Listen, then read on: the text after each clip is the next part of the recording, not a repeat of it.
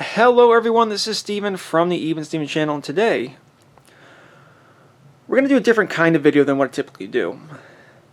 Now when I make my reviews of these various guns, which I've had reviews on all these guns. We have a Glock Model 19, unloaded, HKP 2000. I have one more video coming out on this next week. Beretta PX4 Storm, SIG P250. I have reviews on all these guns. When I make reviews on firearms, like a lot of people, we kind of assume that everyone has a certain base knowledge about firearms. However, I've met grown adults who just simply don't understand how a firearm works. Not that they're stupid, just that they just don't know. You know, they see things in movies and video games and TV, but they really don't know how a firearm works. So today's video is going to be titled, How Does a Semi-Automatic Pistol Work? Now, I'm not the end-all expert on everything pertaining to firearms, but I think I'm a handgun guy, and I think I'm qualified enough to talk about this subject. So, for some people this might be very elementary, this might be very basic, it might be very boring, but for those people who don't know, maybe you want to come along for the ride. So where do we start? Well, we'll start with ammunition. So typically, most handguns today, most centerfire handguns, you know, we're going to ignore centerfire and rimfire and all those things. The most common ammunition today is going to be 9mm Luger. This is 115 grain full metal jacket. We're going to ignore some of that. But this is a 9mm cartridge. 9mm Luger, 9mm NATO, 9mm Parabellum, they're all kind of the same thing. Now there are other 9mm, there's like 9mm Makarov, but we're going to focus on the most common, the most well-known 9mm Luger. This is also referred to as 9x19 because the diameter of the bullet, try to get the focus there, diameter of the bullet from here to here is 9mm.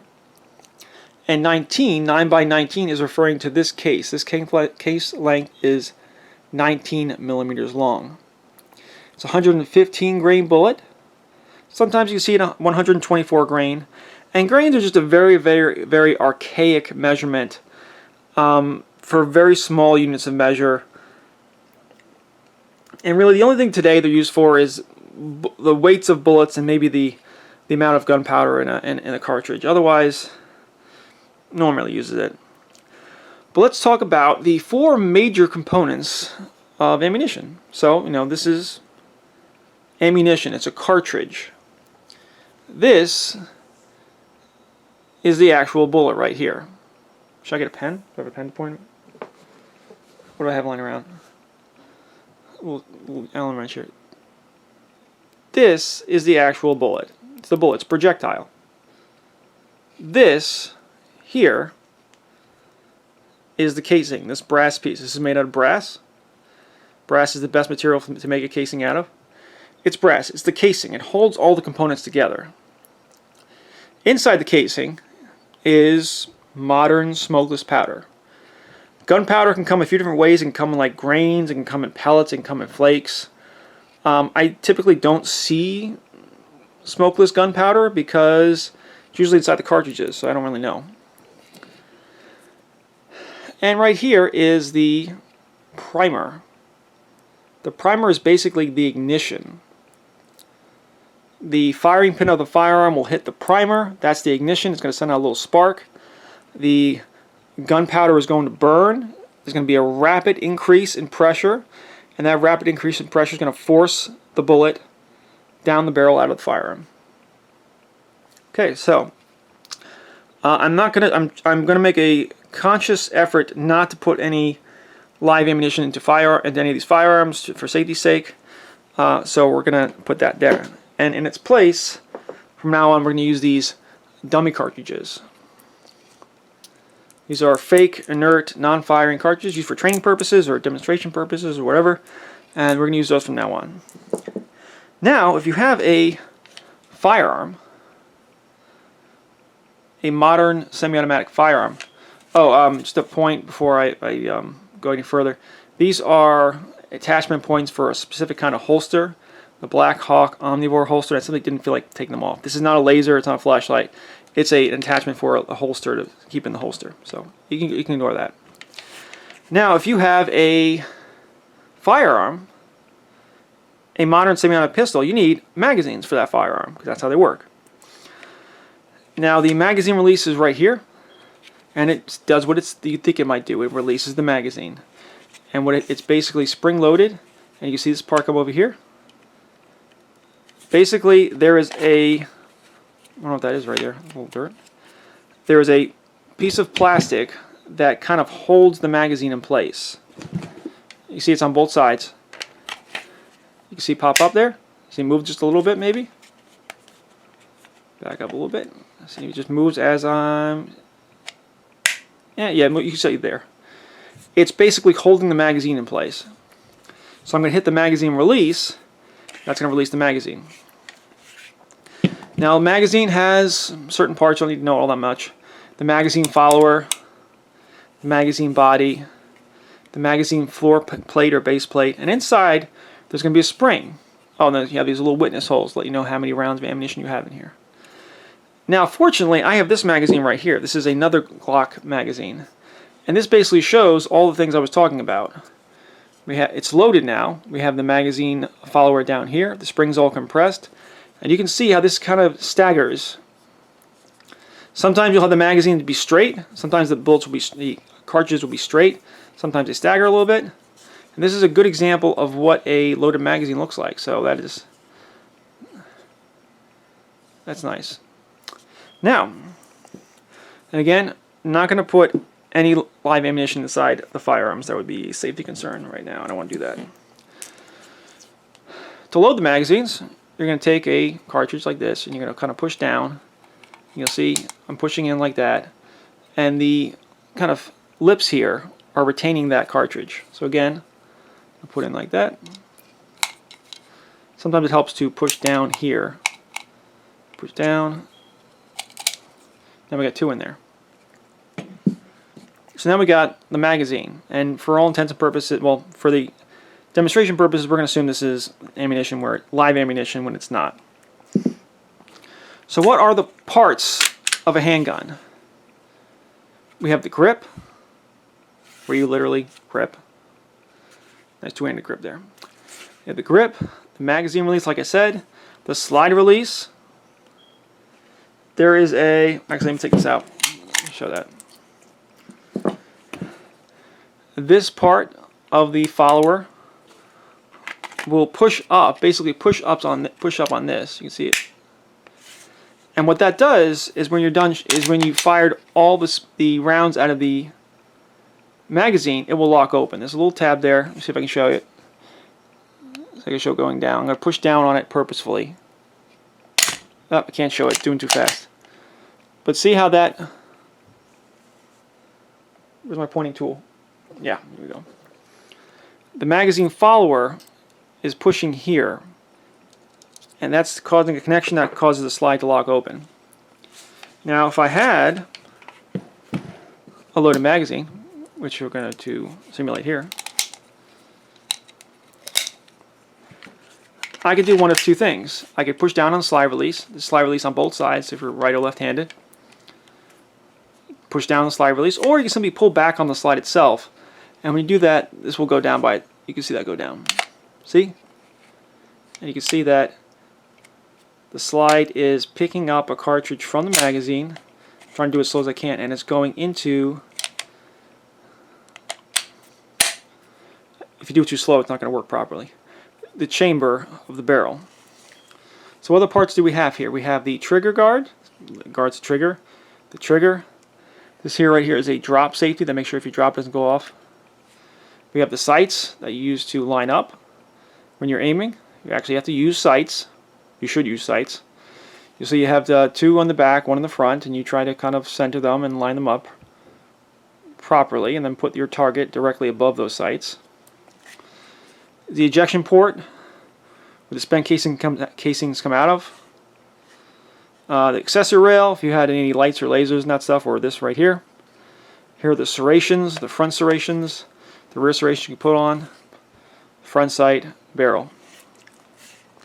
Now that you have your magazine loaded and you have your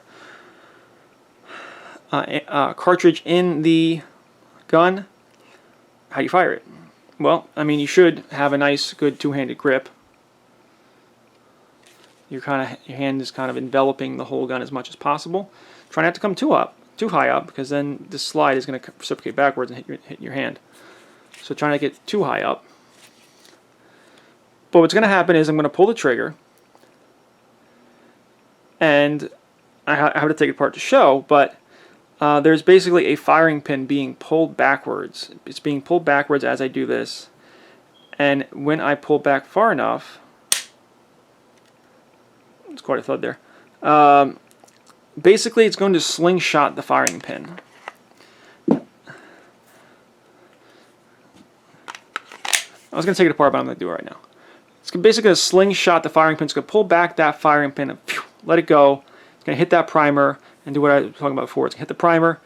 The gunpowder is going to start burning. We're going to have a rapid increase in pressure. The bullet, the actual bullet, is going to go into the barrel. It's going to engage the rifling. There are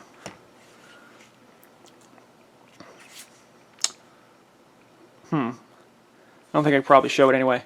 There is rifling. There are grooves. There are spiraling grooves in the barrel. What happens is, as the bullet goes in, it's going to start to rotate with the rifling. It's going to be engraved. It doesn't just go through. There's resistance. The bullet has to go in and basically gets engraved by the rifling. And that puts a spin on the bullet. So when the bullet comes out of the gun, it's going to be spiraling. It's going to be flying more straight if it wasn't spiraling. And it's going to go out of the gun. It's going to go where it's supposed to go. Now, as that is happening, as the bullet is coming out, the bullet's going to come out really fast. Slightly slower, this gun is going to this slide is going to be reciprocating. It's going to be going backwards. I'm having trouble doing it slowly, but the bullet's going to come out quite quickly. And what's going to happen is the slide's going to start moving backwards. And I can't do it without just flinging the thing out. There we go. But it's not going to go as fast as the bullet is going out. The slide's going to come back slower, though. What happens is the slide and the barrel are going to come back together for a short period of time. This is called short recoil. It's going to shoot like this. So you see this? The slide and the barrel are still together. But at some point, the slide and the barrel are going to start to separate. The barrel is going to stay, but the slide is going to continue. And that fell out. And what's going to happen is, where is my pointing tool? Here it is. That ammunition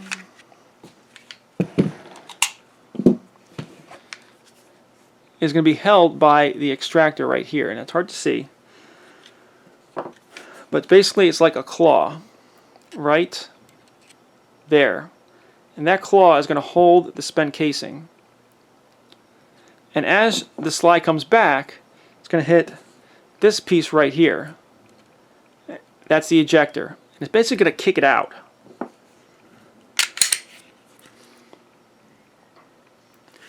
And that's kind of the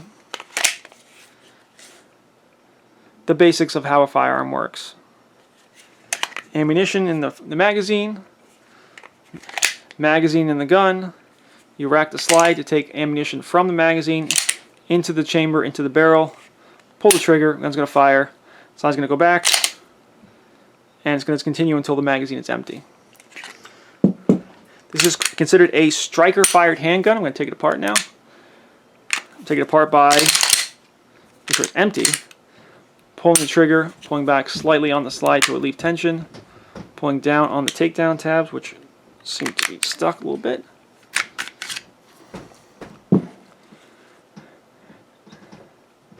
There's the ejector I was talking about. We have the recoil spring. The barrel with its rifling.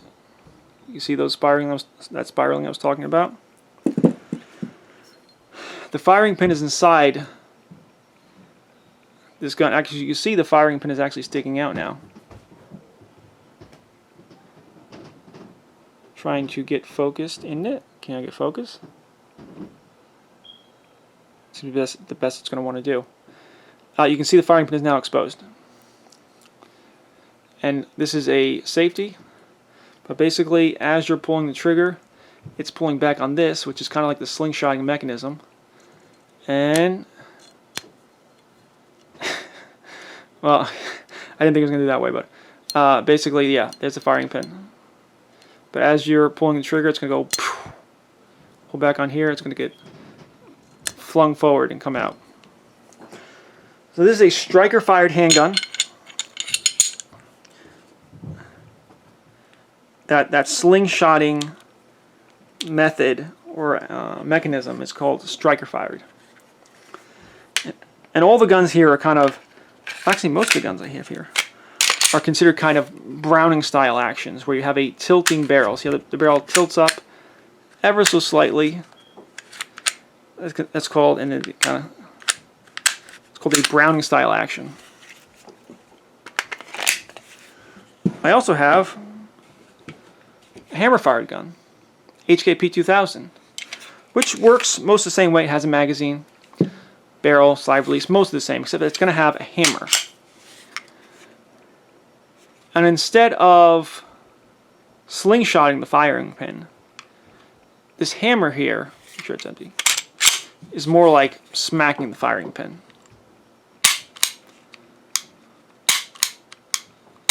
And this is a double action, which means the trigger is doing all the work, or single action, in which the single action of the trigger releases the hammer. Which one is better, striker-fired, hammer-fired? I'm partial to hammer-fired, but I know a lot of people like their striker-fired guns. So this is double action or single action. Now, are there single action only handguns? Yes. The 1911 is single action only. The Browning High Power is single action only. The 1911 in particular is kind of the most famous of those. I do happen to have this P2000, which is double action only, in which you can only do this. Typically, double action only is reserved for revolvers. However, there are still some single double action only handguns. However, it's few and far between, and I'm like one of 8 people who like this. So that's the P250. Now I have the Beretta PX4 Storm only because I just wanted to show the fact that it's not only the Browning style tilting action, you know. This is a rotating barrel action, the Beretta PX4 Storm. If you look here, it has all the same features. This is also double single action, like the HK. Also hammer fired. But it has a rotating barrel. And that's just a slightly different way of doing things. Now what the PX4 Storm, the control of PX4 Storm and the control of the HKP 2000 have that the Glock doesn't, is that these guns both have decockers. That it's generally considered safer to have the hammer forward than all the way back, because when the hammer is back, the trigger pull is significantly lighter. And if you drop a single action handgun like this when the hammer is cocked, there's a good chance it can go off. So either you want a manual safety or you want a decocker. I always like the decockers, and that's just going to safely drop that hammer forward without the gun going off. But all the other controls are the same. Magazine release, slide release only on one side, but slide release is that decocker. All the other controls are the same. Same with the SIG P250. Well, the SIG P250 has no manual safety. It has no decocker. Doesn't even have the trigger safety. It just has a slide release and the magazine release. But this is a little bit of a obscure gun that only like me and like I said 8 people like. Now, we've talked about ammunition. We've talked about magazines. We've talked about striker fired guns, hammer fired guns, single action, double action only. Is there anything to add at this point? The only thing I could say for someone who has not fired a firearm, the people who live in other countries around the world and people simply haven't fired a firearm, there's a lot more recoil than you might expect. When you actually hold a gun, you have to grip it maybe tighter than you might expect. And when you pull the trigger, it's going to go like this. And this slide is going to accelerate to about 30 miles an hour. I think it's like 1G, 30 miles an hour. And this is going to jar the gun in a way that might surprise people. But things like video games and TV might think you can just go ba ba ba ba ba ba ba ba ba ba ba ba. No, if you pull the trigger one time and you're not very proficient, the gun is going to jump suddenly and you're going to completely lose your sight picture. And it takes a lot of practice to be able to just go ba ba ba ba ba ba ba ba ba and still actually see those sights and still actually hit accurately. So yeah, I would just say that just understand the fact that these guns might jump in your hand a lot more than someone might expect. And I think that's me it. This is Steven from the Even Steven channel with my video on how does a semi-automatic pistol work. I hope some people liked it. I hope some people thought it was informative. I don't think I got anything grossly wrong. If I got some of the physics out of whack, I apologize, but I don't think I got too specific on anything. And I think the generalities of what I covered here, I think, are pretty sound. So if you like the video, please like. If you like the video, share, subscribe, comment, all those things. And I will see you next time. Thank you, and goodbye.